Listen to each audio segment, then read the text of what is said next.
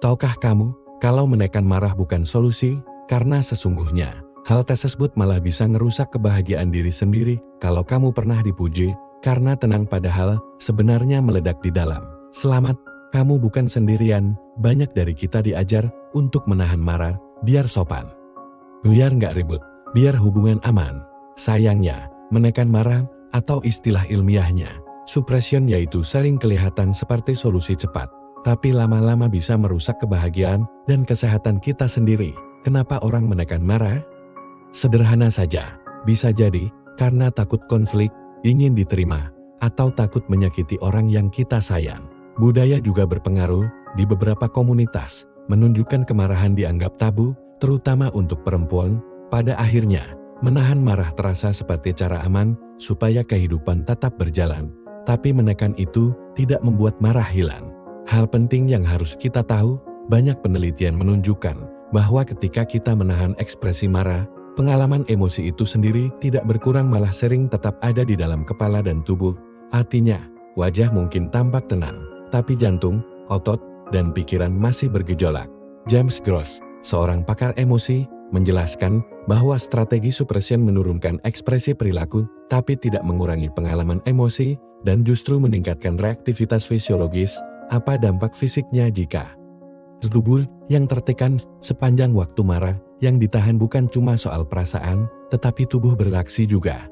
Studi-studi menunjukkan hubungan antara menahan marah dengan respons kardiovaskular yang lebih tinggi, seperti denyut dan tekanan darah yang naik. Dan dalam penelitian terbaru, ada bukti bahwa kemarahan dapat merusak fungsi pembuluh darah sementara waktu, yang berhubungan dengan risiko jantung dan stroke jika pola ini sering terjadi. Jadi bukan mitos bahwa emosi yang terus ditekan bisa berbayar mahal pada tubuh. Secara psikologis, menahan marah juga mengundang masalah. Orang yang terus menekan perasaan cenderung lebih banyak meruminasikan kejadian, yaitu secara terus-terusan mengulang kejadian buruk di kepala. Akan merasa lebih cemas dan punya risiko lebih tinggi mengalami depresi. Beberapa penelitian klinis menemukan hubungan kuat antara strategi regulasi emosi yang maladaptif seperti suppression dan gejala depresi serta kecemasan. Jadi menahan marah bukan menyelesaikan masalah, seringnya bikin masalah mental baru. Menekan marah kadang bikin masalah lain muncul seperti rasa sakit dan gejala fisik. Menariknya, ada juga bukti bahwa menahan marah dapat meningkatkan intensitas rasa sakit atau membuat seseorang melaporkan gejala fisik lebih kuat setelah kejadian menyakitkan. Penelitian pada pasien nyeri kronis menunjukkan bahwa suppression berkaitan dengan peningkatan laporan rasa sakit dan perilaku nyeri. Kalau kamu sering memendam emosi, tubuhmu bisa mengubahnya menjadi bentuk lain, nyeri kepala, gangguan tidur, masalah pencernaan.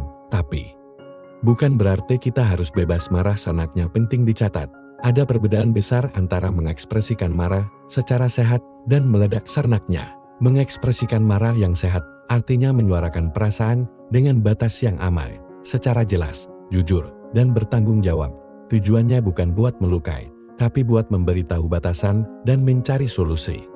Beberapa budaya atau individu malah merasa bahwa menahan marah adalah adaptif dan itu bisa benar dalam konteks sosial tertentu.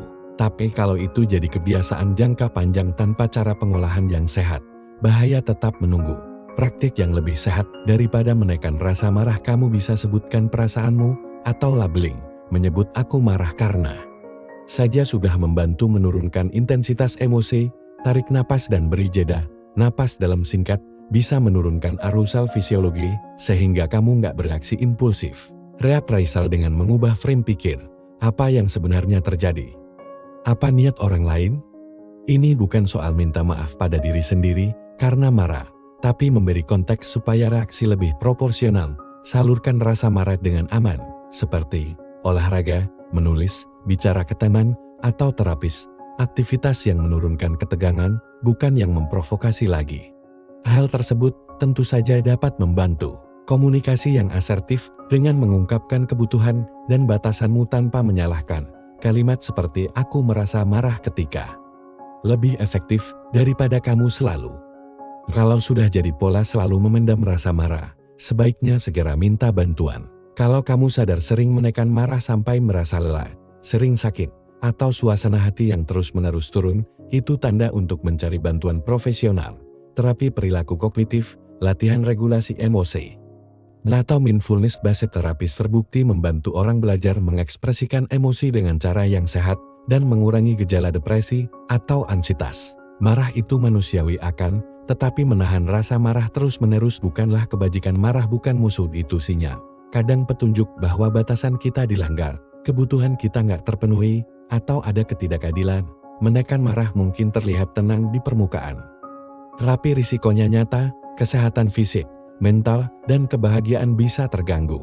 Belajar menyampaikan marah dengan cara yang aman dan efektif adalah investasi buat hubungan, harga diri, dan tentu saja kebahagiaan diri sendiri.